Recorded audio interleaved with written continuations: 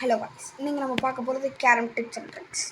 Suppose கேரமில் கடைசியாக நீங்கள் வச்ச நம்ம 4 காயின் இருந்தால் இந்த 4 காயின் நீங்கள் இந்த மாதிரி வச்சுருங்க.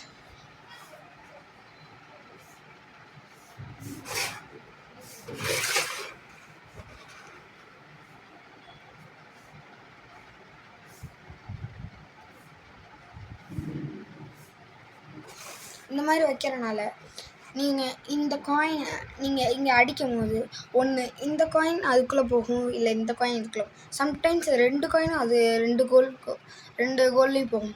அது உங்கள் லக்கை பொறுத்து. சப்போஸ் இது வைக்கிறதுனால உங்கள் மேக்ஸிமம் வின் ஆகிற சான்ஸ் இருக்குது. வேணால் நீங்களே பாருங்கள்.